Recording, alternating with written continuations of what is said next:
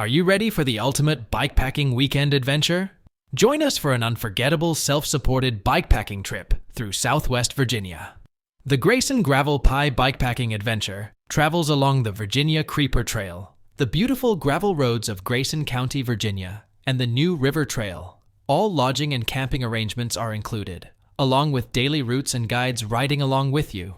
This self-supported adventure offers resupply opportunities every 20 miles for your food and water needs. Find out more at graveltraveldirt.com. You're listening to Mid-Atlantic Gravel, Travel, and Dirt.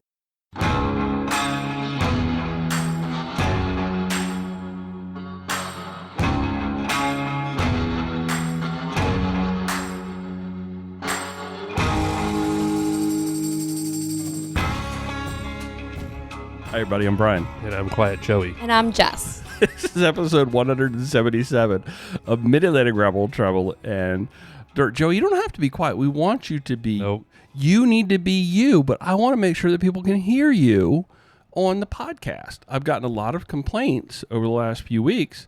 Well, one that you weren't there. And then the other ones was you're so quiet. Who said that? I want names. Nobody.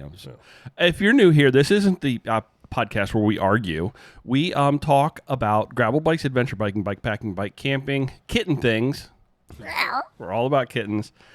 And just playing the bikes. Joining us a little bit later tonight, Alex and Chris Howell from Dirty Kitten. We're going to talk about Dirty Kitten Gravel Race. We're going to talk about Growly Cat. We're going to talk about Loudon Gravel Grinder. Not Loudon Gravel Grinder. Grinder Nationals that were in Loudon County that they produced. Nancy Pelosi pushing kids off stages. And does she really do that? Oh, Lord. Just thought it'd be Please funny. do not. I do like Jess just added her kitten ears on top of her headphones, which is pretty awesome. They look great. Thank you. They need a little bit of combing, a little bit of tending. You need to like lick your hands and then Please don't. rub the pearls. You know what else looks really good? Cutaway USA. Lord. Cutaway USA offers premium cycling apparel born in the Blue Ridge Mountains.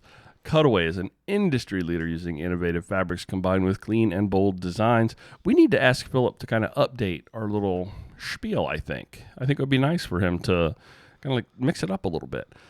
Make sure to visit their website to see all their bike cycling gear and routes and things that they do. Tell you what, my pack jersey was. I never wore my neon one yet. Really? That was so.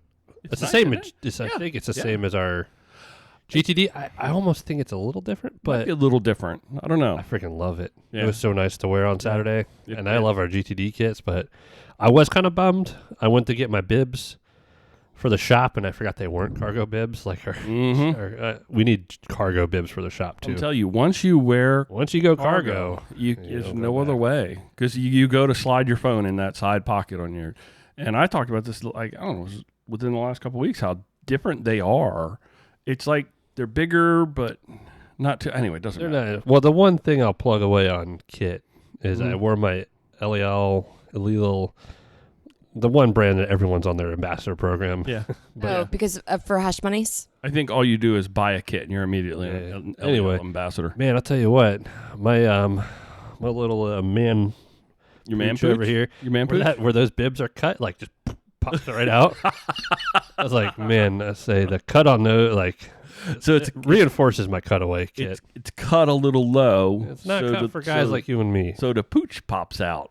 Okay, I get it. It feels awkward. Okay. It's not like the another plug for the cutaways. Well, if you don't want to feel like that and you want to feel nice and tight and taut in your cutaway kit, go on over to cutawayusa.com. When you reach the checkout, use the code GTD20 to take 20% off your entire order. And that's an order that's a special offer just for our discount. For our listeners. I'm sorry. Special offer just Yes. for a discount? Yeah, I don't know. Blake got my attention. He's over there. Like winking at you or Yeah, something? he actually kind of was. Kind of caught my eye. I think he sees those kitten ears that you're wearing, and he's a little like, I don't think he particularly cares for them too much. He doesn't. So we have a new table configuration tonight to We try to keep Blake a little bit more in check. His But peanut butter. yeah, is we heard in the that. freezer, so when That's- he's ready for that, we that's can what get he's after. the treats out. So that GTD20 is a special discount that is just for our listeners. Yeah, I'm actually really excited. The Valleccio. Valleccio? The Valleccio. That's Cynthia Frazier's. Yes. So she actually gave me a discount code for Nice. a pair of bibs and a jersey. So I'm gonna hopefully try it. I'm a little, concerned about. I'm not a big, huge fan about wearing a cycling jersey. So we'll see. Maybe new kit, things will fall into place a little bit better. Yeah. So we'll see. We'll try a few out. I think that's what you have to do. You got to just try them until you figure out. Yeah. And then honestly, if it's not for you, it's not for you. Yeah. I mean, I do love the tech shirts. I wore the blue, yellow, or old school tech shirt the other day, and it was super comfortable. Yeah. You guys got anything going on this week? You guys probably have a lot to talk about, mountain bike related. I really don't have a whole lot from what I talked about last week. Well, we rode before last episode together, Okay. mountain bike wise. I know. Together. Are you doing your spiel, or do you want Tell me to about go it. first? Jesse, you can go. How do you love the mountain bike? I love the mountain bike. It's super nice. The hardest thing is kind of like with my gravel bike. I'm not comfortable, like super comfortable riding it on. Well, okay, so let me take that back. My gravel bike, I'm getting more comfortable with riding by myself. Okay. I took my gravel bike onto 3 Notch Trail. Okay. And I felt super comfortable there because it was an enclosed trail. And I just spent a little bit longer at the stops because there are a lot of stops. You do have to Yes. cross over roads a lot. Yes. However, I unclip, I wait there. I'm not trying to beat any like Strava segment or anything like that. So I'm not like pushing, I need to get on, I need to go faster, and etc. So I feel comfortable doing that. We rode our our mountain bikes together, and we did like 2 loops on the easy The beginner route, loop? on the beginning route. And that was pretty nice. I learned actually a lot of riding things from Cat Camp, so that was super helpful. Oh, excellent. Staying, getting low and stuff like that. The girls did a really great job of talking, especially in the off-roading part of Cat Camp, of explaining like how to do the bunny hop and how to do the off camber stuff and all those things. So You have a dropper post on your mountain bike? we do. Yeah. Okay. Makes a So- big difference. I didn't use it yet because I didn't feel comfortable with it, but I was able to get low when I was riding. So I forgot we didn't record last week. We had to switch bikes. What do you mean? So we had that cinder cone. Am I yelling? No, you're okay.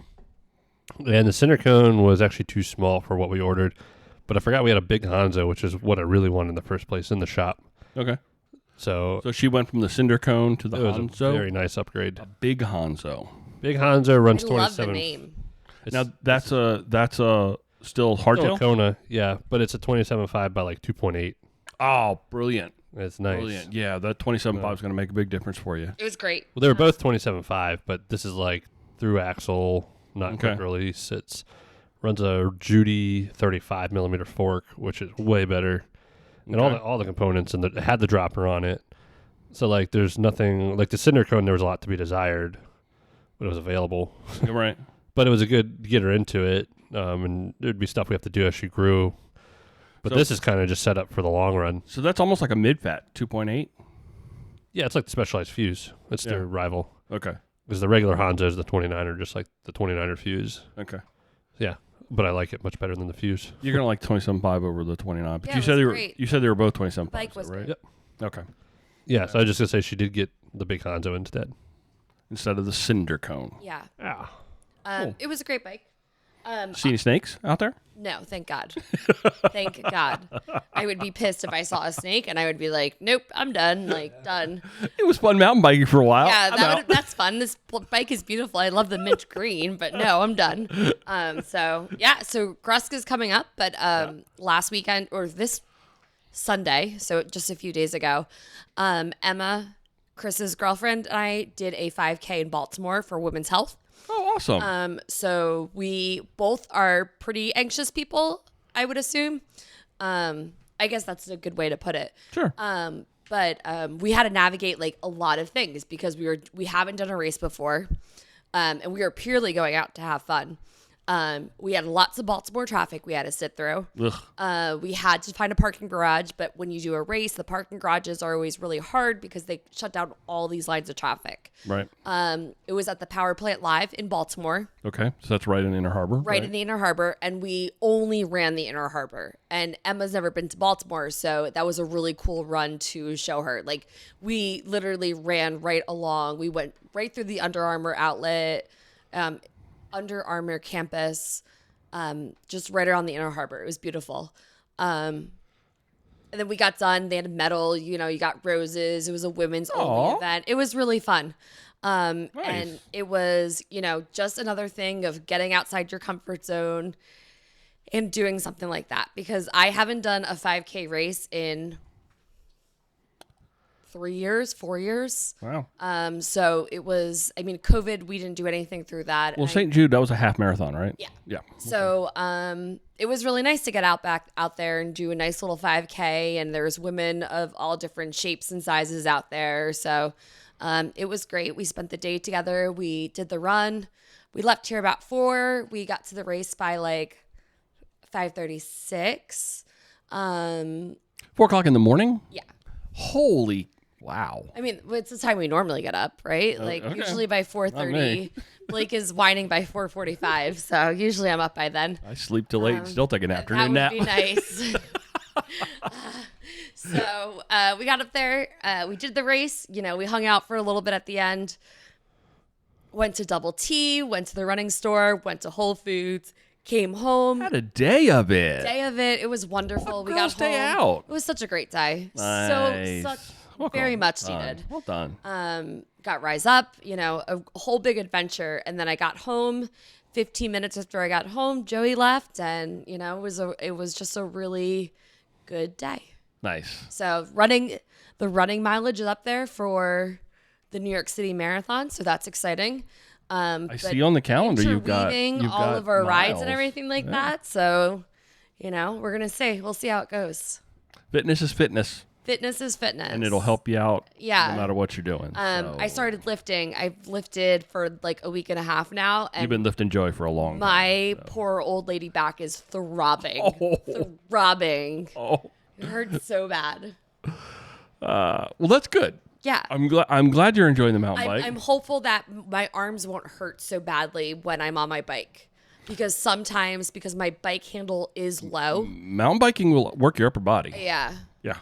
In much different ways. But I can feel it in my arms Mm-hmm. when I'm riding. So I'm hopeful that it will help in lots of different areas. Excellent. So Well, enjoy the mountain bike. I think you're going to have a lot of fun with I'm it. super excited. I think we're going to try to go out tomorrow after work. Just mentally, everything is a stick. Everything's a stick. Everything's a stick. There are no snakes. There are no snakes. Everything is just a stick. It may look a little like it's just a snake. It's just a stick. I like going down. Okay. Like not down like fall on the floor down, but like down like the little like woo. I like those, The little whoop-de-woos. Yeah, I like them. Have you ridden the whole lake loop yet? No. Okay. How long is the lake loop, Joey? 7 miles? 7.5. Something like that? I think we could do it. Yeah. It's very rooty.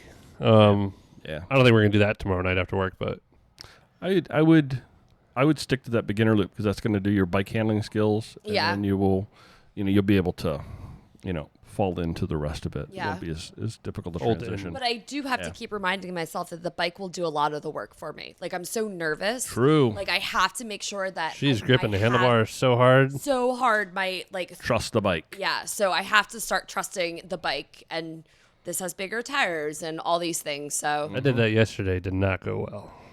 What, Joey, trust every the time bike? he comes home from Are you getting hurt? Did you get hurt again yesterday? No, my dog hurt me worse yesterday. Actually, Oh. okay, Joey, you're up, buddy. You're up, buddy. What's going I on? in the rode world? 69 miles this weekend. you according to my really? Strava. Did you? Oh. He asked, "Do you know your license plate number is 69?" Yep. Did you have to ask for that? No. They just knew it was me. And I'm, my God. I'm like Kevin from The Office. Oh my God. Man, yeah, I weekend way too hard. Nice. That's the way I to do the mean, well, weekend. Saturday I worked, but I did the average Joe, which the average Joe is brisk. Yeah.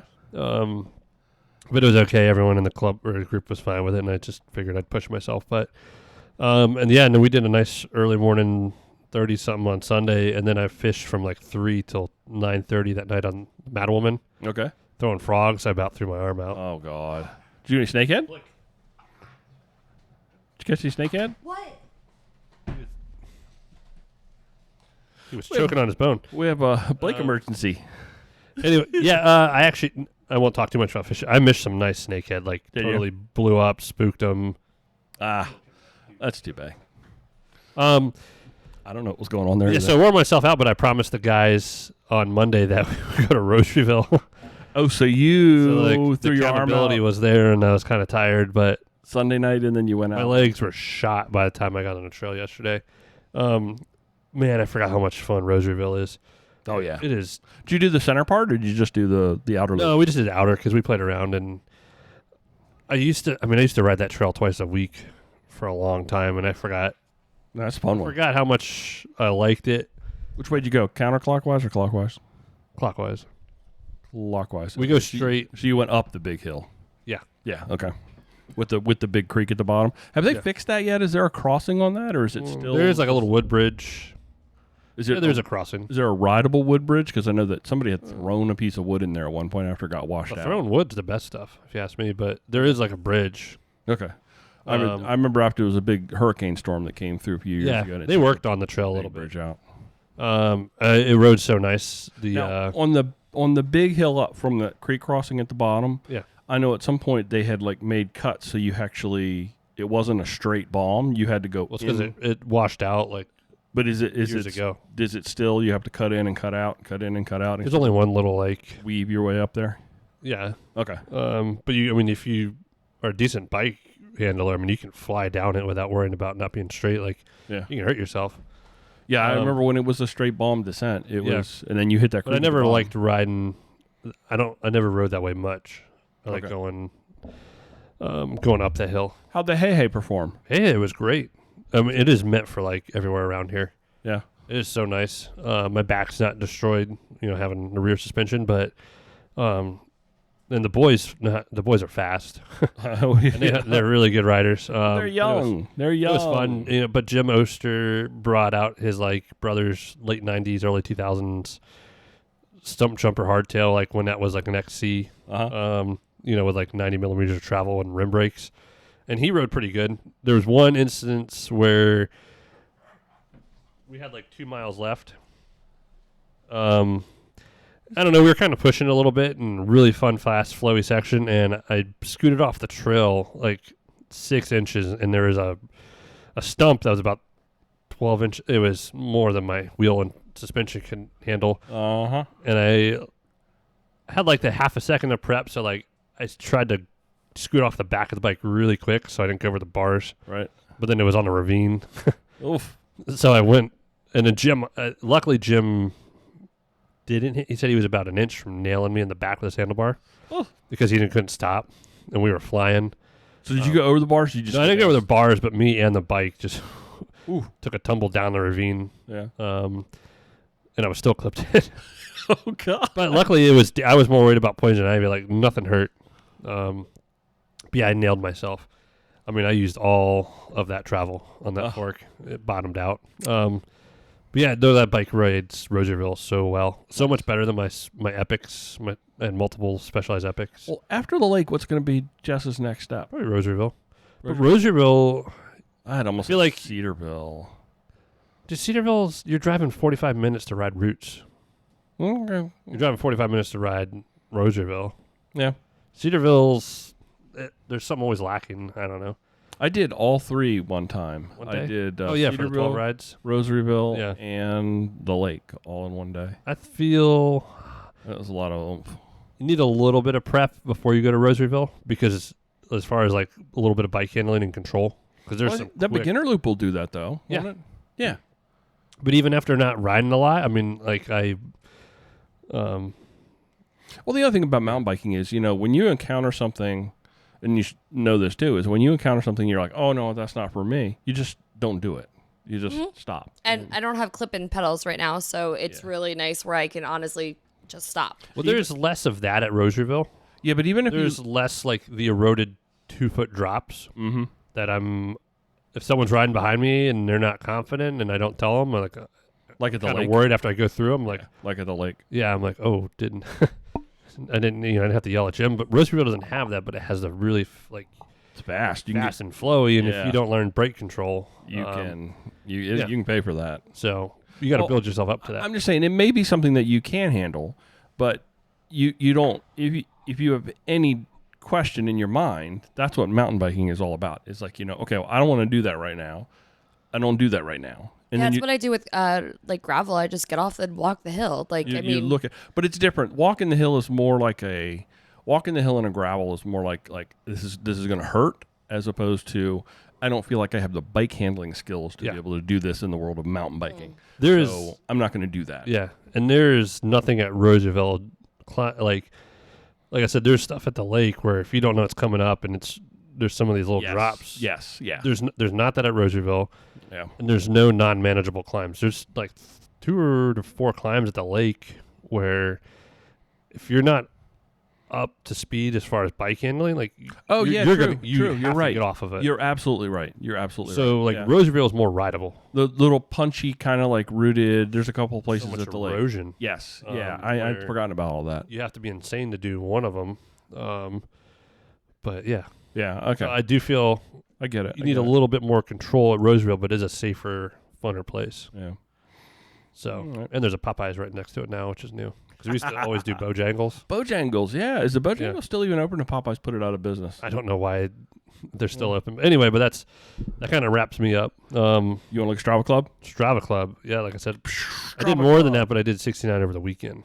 Nicely done. We got Ian Cornyn from Philadelphia, Pennsylvania with 224.6. Job, Ian. Cronin, sorry. I can't read. Ronan. Lee Turkel from Beaver, Pennsylvania with 188.5. And Jeff Coyle from San Antonio, Texas, won 157.3. I thought it was going to be an all Pennsylvania show again. Well, you could have just rigged it. No, I don't do that. I don't I do do that. it all the time. I don't like you. You're not on there. To break in the top 100, you needed a 146. That was a lot. That's 147.6. That's way up there from What where did it I was. say? 146? That's okay. It's close Got a enough. little number dyslexia. 146, 147. It's all about the same. But we are. It was up to that's up like 14 miles from last week. We're at 831 for members, and our Strava club is strava.com/clubs/gravel travel dirt. The last thing I forgot to talk about was we upgraded our rack game. Your rack game. Yeah. John's probably coming by this weekend to pick up my super clamp. But we went with the new MHS, which you have the I have the MTR. MTR. This is the modular hitch system. Yeah, that's a From Sarah. sweet looking rack. It's very similar. I think they just tweaked that one, and they didn't put those. You have the pivots. I think the aesthetics on yours are a lot nicer than mine. It's freaking great. I think because mine was their first variation of that. Yeah. And so they dialed in all of the functionality, and now they've upgraded the aesthetics of it. It's a nice looking rack on the It's back. nice. It's way more user friendly than a super. The super clamp is nice, but for Jess just to throw her bike on it now, she's using it. Easy. It's so much easier. It's You just more set it up there and fail proof. swing around. It's so much sturdier than the super clamp. My super clamp was the non HD. So it had the reducer, and it was 1.25 inches, and it had a lot. When we put our mountain bikes on there, that's when I was staring at it. And I swear, like the day after we rode, after I was like, man, this rack, it's a very nice rack to super clamp, but 2 big mountain bikes, it's moving on the back of that car. Yep. Absolutely. Sarah's put out an employee program for the MHS. It was like a very good deal. Yeah. And then I got the swing arm too. When I got my MTR, they gave it to me. Yeah. It was Pretty much, I mean, for the price of it, No, I mean it was would you like to you try actually this? got it for free, yeah. I literally got it for free. They Yeah. were like, we want to get this thing out into the wild, and we're looking for people. Yeah, and that's what they were doing to the shop guys. We had to do all their tests and stuff, but very impressive are like the few times we used it. Nice. And then with the swing arm and mountain bikes on it, it doesn't move at all. Yeah, it's a big difference between that and the super clamp. Now it does sit higher, but my tailgate still opens. Does it block Lift gate? Does it block your plate? It does. That's my only bugaboo because my super clamp never did. Yeah, and I was driving home from Indian Head the other night, and I was like, I drove around for years blocking my plate, but now I'm I like that one Yeah. super clamp down low. I don't really even put my rack on the truck that much anymore. I'll Only when you use it. I'll throw the bike if it's just me and one bike. I'll just throw it in the bed of the truck as opposed to putting. That's what I do with on it. my. That's what I had her go in the Loudon. Yeah, I mean it's just then you don't got to worry about it being out for getting stolen or anything else like that. It's just, but if I have two bikes, obviously you can't do that. So that's When I rolled up to Loudon, somebody was like, "Do you have a bike?" And I was like, "It's in my car." Like, Yeah, we went to Loudon last year because newbie. Like, It's yeah, okay. like, You'll come figure it on, out. like- Newbie, you forgot her bike. Yeah, we had both bikes in the car at Loudon last year because we couldn't get a hitch rack and we couldn't get a roof rack. And the people were giving us the look. They're like, "Where's your bikes?" I'm like, it's in the car. "In the safest place possible." Won't you ease up over there? Golly. Yeah, well, I'm just gonna drive the course. Maybe, yeah, that's it. That's what I'm doing today. Maybe I'm volunteering and you're Yeah. giving me snoot. So take that. Yeah, All right. Yeah. epic. Hey, joining us now, Alex and Chris Howell from Dirty Kitten Productions. The thought process, brain power, and manpower behind Growly Cat, behind Dirty Kitten Gravel Race, and the Grinder Nationals. It was just last 2 months ago in spring because it's last month still because it's still June. Last isn't month, it? yeah. Yeah, so that was still just last Don't month. wish away my summer, friend. Don't you do it. no, Don't I'm not do gonna- it. Welcome, you two. It's great to have you here. Hey, love you. Hi. How long have you been planning that? I actually just thought of that. I'm going to correct you there, woman power. You need to say Okay, woman. I was gonna say that. I wasn't sure. Well, I stand corrected, but you get the idea. No, you don't. Come on. No, you don't. Come on. So it's good to have you guys. It's good to have you guys join us again. We tried to do this just after Grinder Nationals, but y'all weren't feeling too good. Is everything back to normal? No long haul issues haunting you, I hope? I think we're doing pretty good. Maybe a little sluggish still, maybe, but Excellent. getting better. Excellent. Yeah, it's a combination of getting sick and being exhausted, I think, yeah. like in other ways. Yeah, So we it was a pretty busy spring for us. We had Troy last week, and we did a tiny little bit of a Grinder Nationals recap on the weather that was, how a beautiful week can literally turn into 40 degrees and rain overnight is beyond me. I don't quite understand it, but he had nothing but high praise for you guys and was well warranted. You guys did do an outstanding job with the organization of that. The routes, Chris, bravo, so well done. I think everybody owes you a great debt of gratitude for all the effort that you guys put into Grinder Nationals. So thank you for that. How did it go from your perspective? It was a lot of work. It just ended up being a lot of things getting thrown in kind of the last minute. I mean, obviously the weather. Chris had, I think, maybe like 3 backup plans with the county just in case roads got flooded and bridges were impassable and whatnot. Luckily, that didn't happen. Yeah, with that amount of rain. I mean, I was out on Friday. Or was it even Thursday? I don't even know which days it was, but one of the roads was like flooding. There was a culvert backing up and flooding. I was like digging out. He was in the culvert. Digging out rocks to like get the water flowing back through. And, VDOT loves him now. yeah. And then, I mean, Saturday morning, it was like I could barely sleep all night because we just kept hearing the wind and the rain.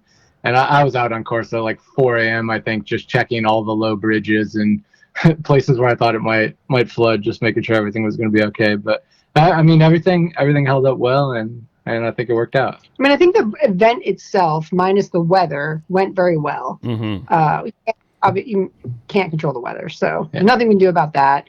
The county was very supportive. The folks we worked with from the county were super helpful. We didn't really have any issues there. And there were some residents who weren't super pumped about a few things. We tried to talk with them, but I think overall it went well. It was just the weather threw such a big wrench in it. I mean, I had to move volunteers around all day, and I spent most of the day picking people up, dropping them off, going to checkpoints and intersections, and I think that wouldn't have been needed as much if the weather had been nicer. You wouldn't have had to worry about people standing out in the rain at an intersection for 5 or 6 hours at a time. Yeah. There were a couple of spots when I was on course that the water was seriously encroaching upon the road, and I wondered about that at the time. I was like, wow, this could have gone a different direction real quick if some of these things had really backed up. Yeah, there was a spot in the northeastern section there in like the Lincoln area where like water was coming up really close to the bottom of a bridge, and it was raging.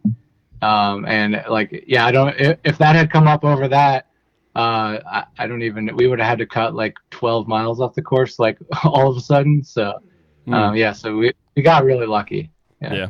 That would have been okay with me. Yeah, I don't think people would have minded. I don't know the numbers. Troy probably does, but it'd be interesting to see how many people only did one lap. I do feel a little bad though, Brian, because I've heard you talk about it a couple times now about, calling your day a little early. And I feel like I might have put the idea of beer and pizza in your head pretty heavily.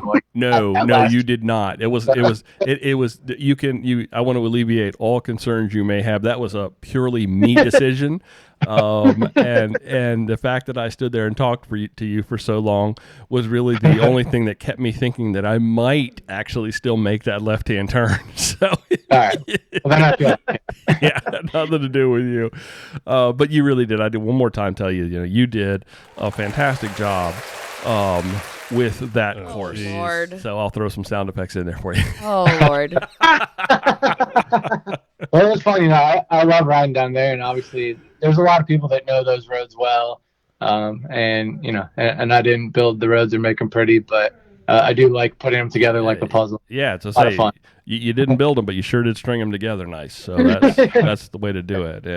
And also they're well marked, and it flowed, so you didn't feel like it was like, well, why did I make a turn here to make a turn there? There was none of that. Sometimes when you're on a course, it's like you can tell that something was kind of forced, but it all felt like it just kind of flowed and moved in a direction that was forward, which is the way you want to go on a day like that. So yeah. I mean, I think in that area too. It had a really high percentage of gravel considering, some of the pavement that runs through that. So, I was really happy about that. Yeah. What about Growly Cat? Let's talk about Growly Cat, one that I didn't get to go to. You're missing out. Yeah, definitely missed out. But we saw Justin Joey. Yeah, Justin Joey camped. Mm-hmm. Yeah. That was the first rooftop experience, wasn't it? Yeah. Growly Cat. But it was sure nice waking up right where we had to start. It's like, it was a 2.5 hour drive for us. Well, can I throw something in here really quick? Please. Crack of the week. Thank you. What is it? This is Baby kittens. It's from Fat Orange Cat. It's called Baby Kittens. I saw this today and I was like, well, that seems like the perfect beer for the podcast tonight. What's the brewery that's out of? I don't know if I think the brewery might be Fat Orange Cat. Fat Orange Cat. There's just like a bunch of cats on it. Okay. Yeah. Well, whether you can Fat Orange Cat. Whether you like it or not, you have to drink it. It is. I'm taking it all. It is confirmed. Well, what was cool about Justin Joey coming up? Oh, well, first of all, I forgot they were coming, so it was dark by the time they got there, and I see a car driving up the road, and I think, were you still out on course or something? No, I think I had gone in to take a nap. Well, I see these lights. I'm like, who is this coming? And then they pull up, and I couldn't even like fathom who it was at that point. And then they roll the window down, and I'm like, oh, it's Justin Joey. That's right, they're camping. Yeah. And they're like pulling in, pop up their little thing, put their little chairs out, get their cooler, and they're like eating their dinner. Yeah. Nice. Just this whole setup. Nice. Chris was out late, still running tape in the dark. Yeah, and Joey saved my butt because I drove the gator into a ditch, and he had to come up. That did happen. And you had all sorts of. The gator into a ditch. It was just one wheel. The turn was a little wider than I was hoping for. Gosh. Now, let's not break my mom. that the weekend it wasn't like high speed. Was that the weekend that you had adventure van problems as well, or was that Grinder? Oh yeah. Yeah. Yeah, so like 30 minutes from the farm, I stopped to use the restroom. I think I had a little too much coffee that morning. And when I came back out and jumped in the van, I turned the key and it gave like one fizzled attempt at a start and just kind of like there's a little whir and it went dead. And I was like, oh no. And like all of our gear was in there. Luckily, we're only a half hour away, and Alex's mom lives in that area.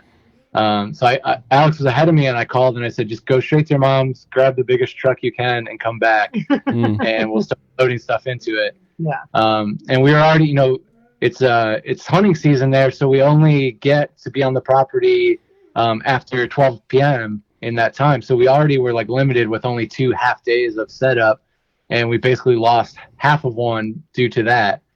They don't hunt on the property during the events, though. Yeah. Okay. Was it spring turkey? Spring turkey season, I guess? Spring cyclist. We're just hunting cyclists Yeah, it was one by one. Yeah, definitely a little stressful, but we got everything down there. Got a call in and got the van towed a couple mornings later and got it all taken care of. So. Good. And then my friend Christy, who's our service writer at Bike Doctor, she drove down and she had an SUV. So then coming back, we packed much stuff as we could into her car and then as much stuff as we could into our car. I think it was like when you're leaving college for the summer kind of thing and you pack, like you have stuff on the dashboard. Like, either that or you're right living there, like on your lap. Yeah. or you live in the car, one of the two. We all seen that too. Yeah. We had so much. Chris was like, it's not going to fit. I'm like, it's going to fit. It's going to fit. Well, coming up, your next thing is the actual, I guess let's call it the signature event, correct? Dirty Kitten Gravel? Yeah. And what are Dirty the Kitten dates? Gravel? Let's talk about Dirty Kitten Gravel now. Okay. What are the dates? Let's do it. What are the dates? The dates are, so the official dates for the event are July 23rd and 24th, which is a Saturday and Sunday. But we have the 22nd, the Friday listed too, because that's check-in and pre-ride, as well as set up camp if you're staying for the weekend. Okay. So basically 22 through 24. Yeah. And are you guys going for Dirty Kitten? Is it on your calendar? It is on the calendar. Awesome. I Yay. will once again. I don't think I'll ever be able to do it. What the heck? It's the same week as Empire State Ride, and We called ahead and planned with them to make sure that you were busy. Oh, is it always that weekend? yeah, it's always that week. It's always that week. That last week of July, headed into that first little bit of August, is always that week. So I know I mentioned this on the podcast before, but it is my stepbrother and I are doing this event together. So it will be my stepbrother's first gravel bike ride. He's mountain biked before, but never done like an official ride. So we are doing it together on Sunday, and a whole bunch of us from Cat Camp, we still talk. And a lot of us are volunteering on the 23rd and then riding the 24th. So we're really excited for that. Oh, thanks. That's awesome. Yeah. and it's Hopefully you won't be too tired for riding on the 24th. I probably will be anyway, so it's fine.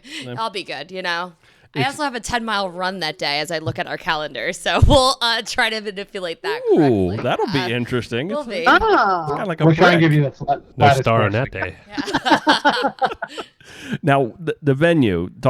Tell folks about the venue for Dirty Kitten Gravel.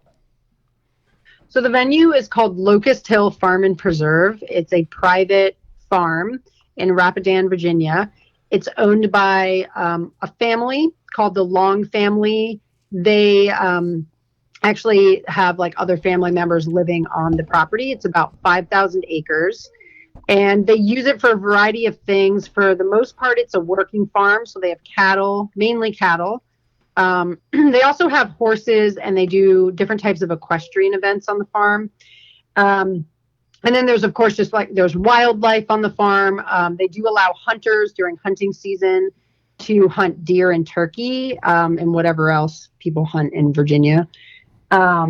So we use about 20 miles of the gravel farm roads on this piece of property, and all but I would say maybe like a couple miles. Yeah, so there's a little over 30 miles total of gravel road that was built by the owners, and it's like, all private. I guess one small part of our course is on a public road, Yeah. but It's a couple miles on a public. so few people drive it that you wouldn't know.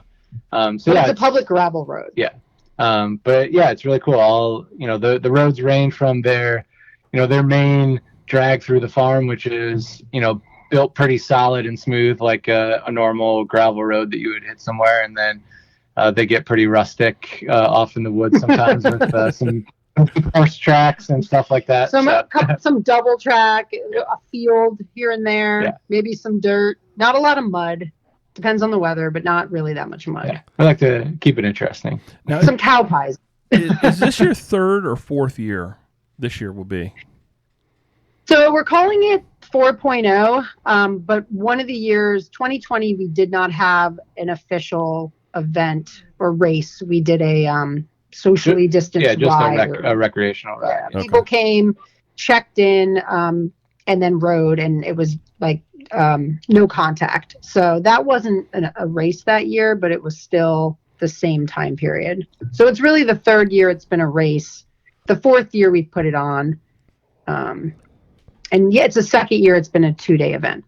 So what are the different routes? You've got multiple routes. So what do the distances and the elevations look like? Yeah, so it's all based off of a 20-mile lap. And so Saturday we do an 80 and a 60-mile race, and so all the long hauls are out there. Jess said she's looking for a 160. That is false. That is very, very false. We did have people last year. So then Sunday we do a 40 and a 20, and the 20 is just a rec ride. Again, we don't time. I mean, you'll receive timing because you're in there, but we don't. Yeah, we don't put out like a leaderboard and stuff for that. Just trying to get people out and riding with no pressure for that. Sure. This is actually the first year we're doing the 20 as non-competitive, because we found that last year there was just mixing competitive and non-competitive folks in the 20 didn't seem particularly safe. So we wanted the 20 to be a full just recreational fun ride. No, not racing, anything like that, and just keep the competitive aspect to the 40, 60, and 80. Of course, folks can still just ride and don't have to worry about racing, but there will be people racing in those distances. So if anybody wants to just do a fun 20-mile loop, they can do the 20 and they don't have to worry about, somebody coming along and like taking them out or something. Yeah. Now, the course, what's the elevation on the 20 mile? I know you've got like that little Kitten Crusher hill. Yeah, so total elevation is right around 1,100 feet. And there's no big climbs. There's obviously the Kitten Crusher, which gets pretty steep, and it's loose. Most like grass and kind of like loose sandy rock up at the top and dirt. But that's only like that climb is only 0.3 of a mile. And so that's an easy walk. That's an easy walk. Yeah. Yeah, I mean, a lot of people walk. Yeah. There's no shame in walking. Yeah, it's there is kind of a long like gradual climb leading up to that, but nothing too steep, and overall not a ton of elevation gain for the course.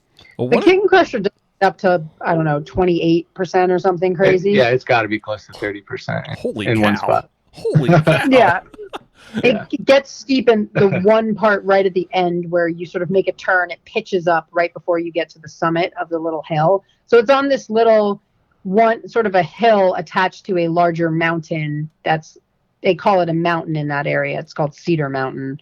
And so it's one side of that. And so you have to like get up to the summit of that part where we have our aid station. The good news is where it gets steep, you also lose traction. Oh, okay. So sliding backwards is an option. Grass. Yeah, going backwards. Oh, I want to applaud you guys for finding a venue like that, securing it, and then keeping that relationship so that it continues to happen over and over. Not only that one event, but also you've grown it into another event as well. I mean, that can't be an easy thing to do. There's easy things about it because we're not on public roads, so we have a little less stress with dealing with traffic and municipalities. But also then it's not a public road, so it's not maintained. So there is a lot of work that has to go in ahead of time for maintenance, because not all the roads on the farm are traveled heavily. So, they get a few feet of grass growing on them and trees growing over. Or they're traveled by farm vehicles and animals, and so they're worn in a different way than people are used to. Yeah, or storms come through and, no one's been down it for a month and we don't realize there's 3 trees. Where did all these trees go? I don't even want to think about it. We're going down this weekend, and who even knows what's going to be there? What's Could be a war zone. What's your cap on the number of entries? So this year it's 500 because we're 2 days. I think we did that last year. We sold out, and I think primarily that was because we had deferred riders from the year before, from 2020. So we wanted to make sure everybody got in again. So we maxed out at 500 last year, and I think it was a 300, 200 split, maybe, or right. It was right about there, 300, 200. Yeah, so more people will come on Saturday. That's the bigger day. Right now, we're pushing 350, so we'll probably get to 450 maybe, not quite 500, which is fine. I mean, it's a lot to have 500 people there for the weekend, but we did want to try to open it up to more folks just because we had a lot on the wait list in years past. So we were trying to allow more access with the 2-day event. And, it's, if you're doing 2 days, it's like everything's already set up, you may as well just have more people come the next day. But I will say just real quick about the property. So my mother knows the owners of the property. They're part of her riding group, her equestrian group in the area. And so her equestrian group partners with us for the event. They provide volunteers. They do a lot of work. My mom, awesome. She does a lot. My mom is out there trail clearing, mowing. I mean, she's this woman is insane. She's out there for weeks. Oh yeah. I mean, and this is, I don't know, should I say her age? She's older. Yeah. In her older years, she probably shouldn't be doing all that work, but she did actually hurt herself this year because she was out there trail clearing for an equestrian event and got hurt. So anyway, my point is that they partner with us, and then we actually we split the proceeds with them. So we essentially paid them for the use of the property, so that their equestrian group can continue to have their events and maintain the trails they have there and do the things that they want to do. So that part of it when we started was trying to kind of have this interesting relationship with the equestrian group in the area, because often, cyclists and equestrians maybe don't always get along or kind of butt heads. Yeah. At the end of the day, we're all kind of out for the same thing, You successfully put a couple of groups of people that sometimes oppose each other into a cooperative relationship. Kudos for that. That's a great job. Yeah. Thanks. I think I've probably mentioned it before on the podcast, and I know I do talking to other people, but that was, the start of the first thing we did out there was, the owner liked to ride a fat bike around the property, and, also had all the horse stuff going on. And he was like, I don't get why horse people and bike people don't get along. I want to have them out on the same weekend. We've got enough property they can go ride in different areas and then come back and grill hot dogs afterwards and all hang out. Nice. So that was the first thing we did for him, and we did a couple small versions of that, and that was what led into everything that we're doing now. Yeah. So I saw there's some prize money on the line. Is that true for your new event? I mean, for Dirty Kitten? That's more than a T-shirt, Jess. I know. I'm really only for the T-shirts. Believe me, Oh yeah, well you'll get a T-shirt, don't you worry. Oh, you have one, I think. I do have one. Yeah. When my students are like, "What's on your T-shirt?" I was like, "These are my friends at the bike riding group," and then I show them a picture of my ears, and they're like, "Are you part furry?" And I was like, "Stop it! Yeah, What's going on with the conversation?" I get I so many comments on my T-shirt. I don't know what it is from people who have no idea. They just see Dirty Kitten and they get a huge kick out of it, and they have to ask me about it. And I wear that T-shirt a lot. It's a conversation starter. It for is. sure. It That's is. why I will say we often are both wearing them, after an event or like doing Got a grocery something. store. And we're in a grocery store and we get stopped by people all the time. Like, what's Dirty Kitten? They're like, it could go different ways here. Meow. What was your question, Wait, Jess? question about the prize money. Yeah, so we have $1,500 for the Elite Supreme Burrito, which is the 80-mile category. And that's going to be split 3 ways amongst the women, non-binary, and men's elite races. So that'll be $500 each for those 3 fields, split again amongst the top 3 riders. And that is sponsored by Reynolds Subaru of Orange, which is obviously Subaru dealership in Orange, Virginia, which is the county next to where we have the event. So we're in Culpeper County, and then we're surrounded by Orange, Madison, and Rappahannock counties. So we try to partner and work with local businesses and organizations in that area, and get everybody involved. So we reached out to Reynolds Subaru. The owner is a cyclist, and he actually works with one of the local bike shops down in Charlottesville. So he was happy to get on board, and they said they wanted to sponsor the elite payout. So they're going to do that, and they're also going to come with a pretty cool setup, tents, tables. They're making T-shirts for the volunteers that have Reynolds Subaru and then Dirty Kitten Gravel, and they're using like our logo colors.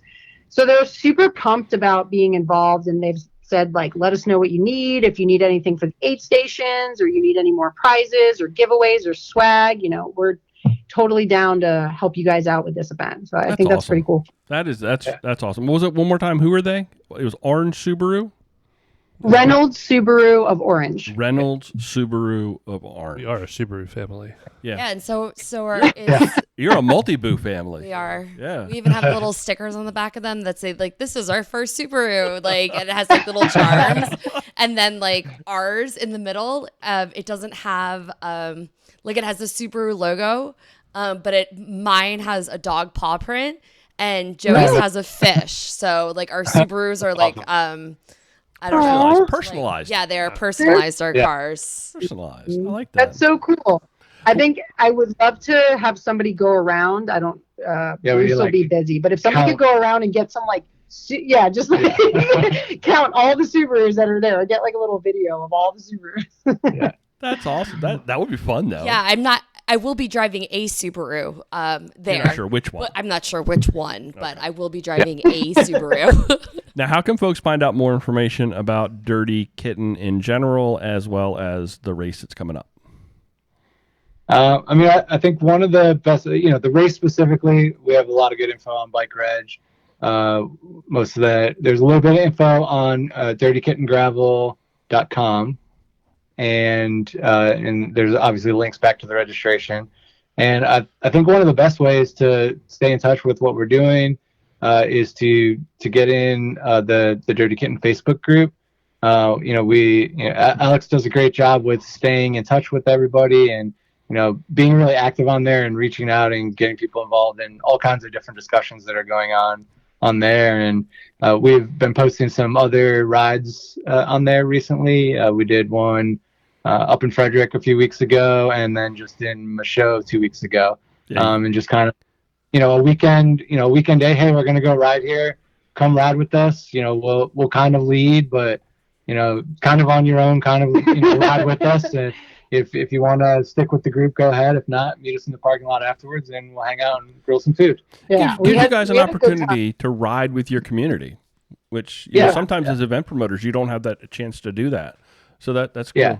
But you guys are exceeding the expectation of gravel in the east.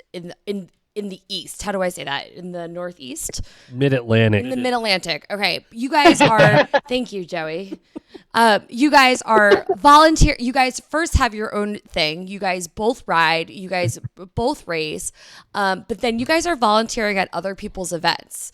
And just getting the women out there for cat camp, and then seeing you guys volunteering, you guys are changing the name of the game in the Mid-Atlantic for gravel. And as somebody, there you go.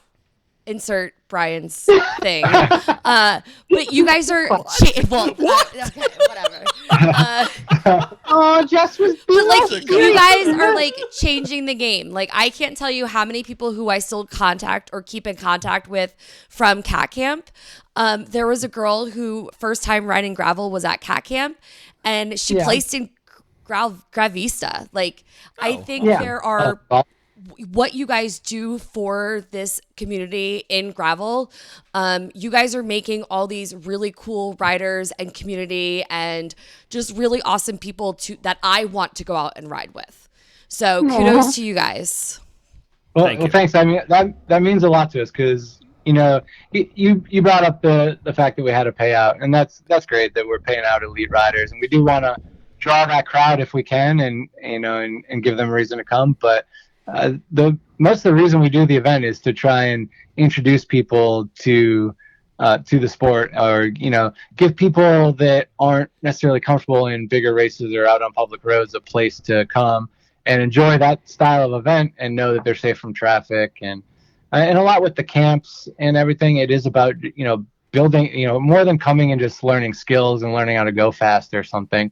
So, you know, getting with a group of people that hopefully you'll stick with for a while, and learning about that stuff. And building community. I mean, we had an interesting group out in the show a couple weeks ago, and some different folks we hadn't met before or ridden with before, who had heard of the ride from friends of theirs. And it was really cool to meet some different people that hadn't come to our events that we didn't know. Instead of just, you know, going to Northern Virginia and seeing the same people that we see at all of the events. So I think another aspect of it is we just really want to like bring people together in different ways. And we keep trying to think of different ways of doing that. So we have ideas for new things going forward, but we also like to do the events that we've been doing for, you know, a few years now as well. And go ahead, Chris. I'm sorry. I was saying the same thing. Even, you know, you guys have participated in the winter training series, and that's what we're trying to do with that. Also, it's, you know, we do leaderboards, and you know, people ride a ton of miles, an insane amount of miles. I don't even know how they do it. Very serious. But really, like, what we're trying to do is keep people interested during the winter and get people interacting with each other and doing something. And I mean, I know there's people that we ride with up here in Frederick all the time, who then, you know, we'll see them out on the road and they're riding with somebody that they met, like, you know, on a virtual ride during the training series and chatted or something, and then they invited them. Like, I think that's the coolest thing. Absolutely. Just those different friendships that have been built off of that. You guys have so much stuff. I mean, we didn't even talk about Dirty Kitten Winter Training Series or Cat Camp. I know you've always in your podcast. You've got your own kitten chat or cat chat podcast. I need to get Jess on cat chat soon. Ooh, that would be good. Anything else that you've got? Sort of seems like every time we have you guys on, there's something that you're working on, and you can't talk about it yet. Is there anything behind the scenes that maybe if you? There's always something that we're working on. Yeah. After Gravel Grinder Nats, I told Alex, I was like, we are taking a solid month off. And I'm like, I said, I'm not doing anything. I said, if you plan anything, it's on your own. I'm not. I need a month off. So the truth is out. Neither one of you really had COVID. You were just taking some time off. That's a great excuse. I got the COVID. That was definitely part of it. We definitely needed some time, but we do have an idea for an event that we are about 50-50 on for the fall. We're looking at the weekend of September 25th. Down in Virginia, outside of Charlottesville, at a different event location. Again, private property, completely off-road. Pretty cool area. It's super secret right now because we're still trying to work things out, but we are hoping to go down this weekend while visiting my mother and also reconning DKGR course. We're going to try to find some time to go over there and look at that venue and see if it has what we want to do the event that we're interested in putting on, which we can't talk about because we don't have everything. We're excited to talk to you about it when you can talk about it. So I knew there had to be something. There's always something behind the scenes with you guys. So that's exciting. Hey, y'all want to stick around for this or that? Please say thank you. Nope. Always, yeah. Okay. Yeah. Let's jump into them. You guys, you got anything else, Jess? I'm sorry. No, I'm ready. I hope Ready? there's a question about crumble cookies on there, this or that's. I'll make one up. Thank you. But the first item ask one. is Reynolds Subaru of Orange County or any other car dealership or vehicle. How's that for tying your sponsors into your this or that? What? We have to pick one? Guests are first. Does it matter which one do you want us to go into? I'm pretty sure it'll be a collective. I'm going to go Reynolds Subaru unless the other dealer is like a Lamborghini dealer and they're giving me a free one. Jess, would you rather a Subaru or any other vehicle? I like Subaru. We have the Subarus, and any Maryland snow we get, Subaru just goes right over. Like, it's totally fine. But Annapolis is... I've never been to this Orange County place, Yeah. So, I mean, Annapolis, they're very nice. Joey rides his bike sometimes to rise up. They give Joey a loaner car. They wash my car. They don't judge the inside of my car. Subaru, I know. Homeless man in her car. yeah, Subaru commercial better than a cutaway commercial. I know. I mean, we're very true to, I think are my headphones Subaru headphones? Yeah, they are. Yeah, I told you. When you buy your Give me second these car, headphones. they give He's you the some poster headphones. girl for Subaru. I enjoy my Tacoma. I'm going to stay with my truck because I need to have a truck. Joey, What Jess said. what Jess said. Waldorf was pretty bad, know. but Annapolis is great. Yeah. But the car, orange Subaru. Let's just say orange Subaru. Okay.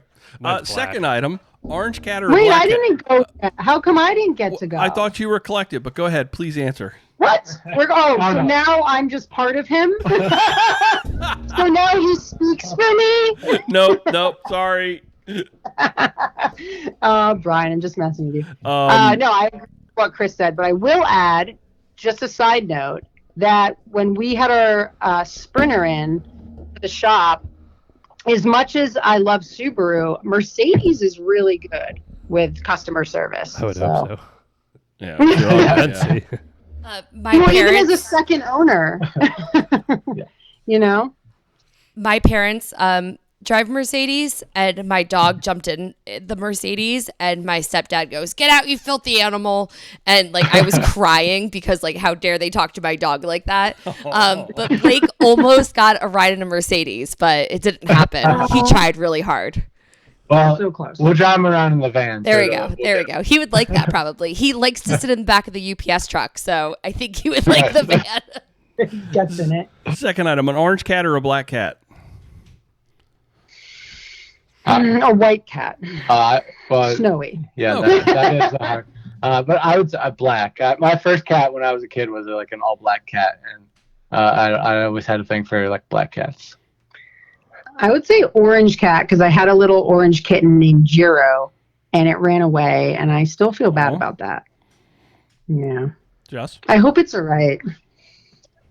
I hope it found a family. What color are my cat ears? They're blue, purple, and You look like black. Sully from Monsters Inc. I look like Sully from Monsters Inc. Actually, when Joey wears them in his hair, it looks really good because his hair is long and it matches. They look real. They do look real. Yes. I'm I gonna can't go get- with a orange cat. Yeah. But I've never had a cat before. I've had all colors of cats, and the orange cats always seem to me like they're the smartest of the bunch. For some reason, they're always just the ones that get it. They're the cool cats. They're like, I'll poop outside. I don't want to poop in that box. I'm outside cat. I've had, straight up black cats, tuxedo cats, gray and white cats, calico cats, all kinds of cats. And the orange ones just are the smartest. Joey? I feel like the black cats get neglected. Well, I'm yeah. gonna go black cat. All my dogs have been black labs, Okay. That makes sense. and they're creepily cute. Third item on this or that, crumble cookie or Chips Ahoy? Oh, there you go, Jess.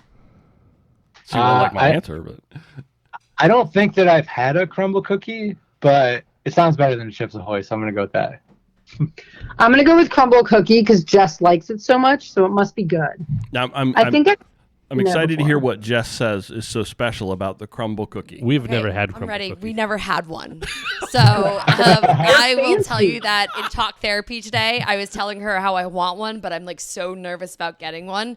So we replayed the situation of walking into Crumble and ordering the cookie. So it's my goal to get one. Well, first you have to stand in line outside the crumble. No, because on Thursday they do curbside delivery. Already checked it out, man. I'm Okay. ready. Tell me you're a millennial without telling me you're a millennial. I will. They have one in Frederick. Oh yeah. See? They TikTok like really blew up crumble cookies because like there's people that just go on every week and review crumble cookies. So because each week all they do. have a new menu, right? Like if I want to be famous for anything, like hell yeah, I want to be for like talking about cookies. So I want to bring them into the bike shop on like a Friday and cut all the cookies into 4s, and then we rate them and we talk about them How because they're big are the so cookies? warm. How they're big so- are the cookies? like this? They're gourmet cookies. Oh. I mean, if you would like to come, you are welcome to. But Yeah, I would like want that. I want no back talk. Well, we went to Mod Pizza for lunch today, and then let's go get a crumble cookie because that's the new hot thing. Yeah. There was a line of like a dozen people out the door. Because And I was like, yeah, pass. No, it's a cookie. I went to 7-Eleven, got me a chocolate chunk cookie for $1. I saw one of my students in line, and I rolled down the window, and I was like, "Could I cut?" Like, and she was like, "Yes," and I was like, "No." Get me one. Well, I will go. Apparently they deliver, so you can have them deliver your cookies to your door. See? Oh, there we go. That's what you need to do. Now, I'm going to be the, I do like me some Chips Ahoy. I'm going to go with me a Chips Ahoy cookie dunked in milk. Yeah, it's hard to beat That's that. old school. Yeah. Joey?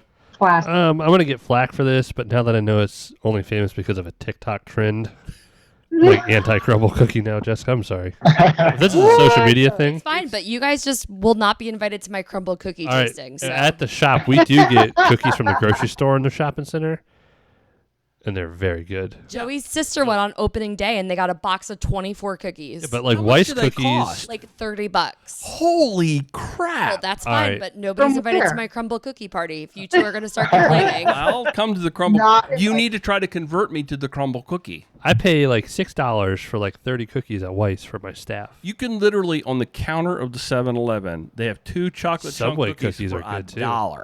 And they're warm, and the chocolate's all melty, and you cannot beat that Otis Spunkmeyer. crumble cookie. Anyway. Yeah, but the crumble cookies are all different flavors. They have key lime cookies and It like, changes strawberry every week. shortcake. I just want some it's- straight up chocolate chip. Yeah. I keep it old school, keep it simple. Keep it simple. Yeah. I'm gonna choose Chips Ahoy. Just like out the lunchbox, baby. Yes, high five. Chips Ahoy. that's fine. But you are not invited to my party. Last item. This It's is just like a 15-year-old kid. Exactly. this is straight out of Joey's keyboard. A Garmin Vario on a group ride. Would you have it on or off? Does it flash? No, have you been when they just chirp and chirp and chirp? It's warning you of There's traffic. multiple people wearing them or using Are you them. talking about the new one or? Cause Yeah.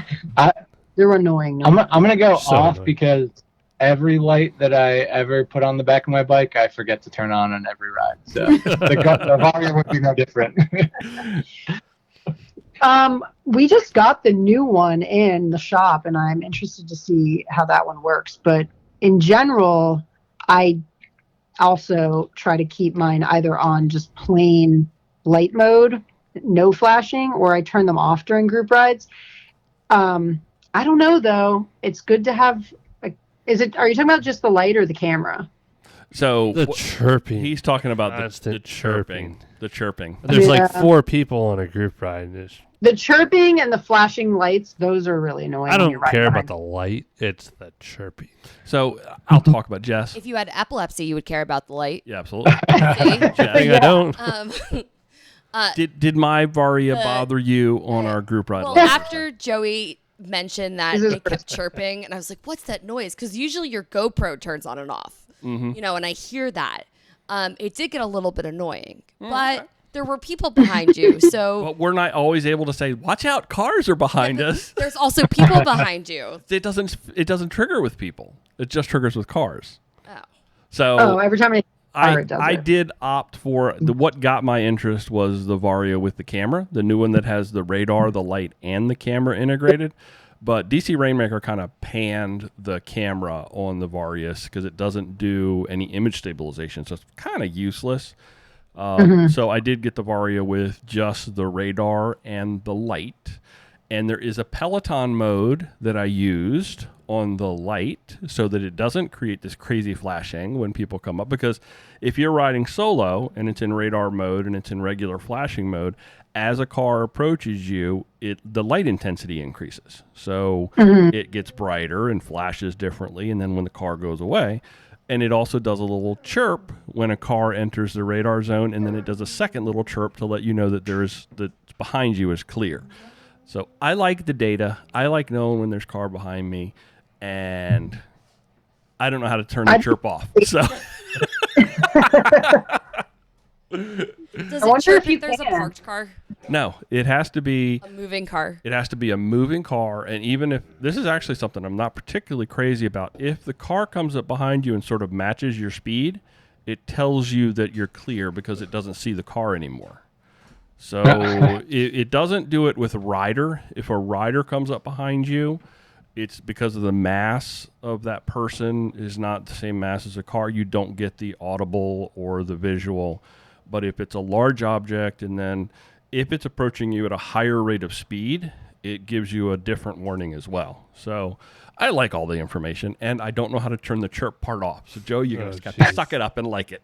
It says that you can do that, actually. You can turn the tones off. You can switch the sound on or off in the sensor setting.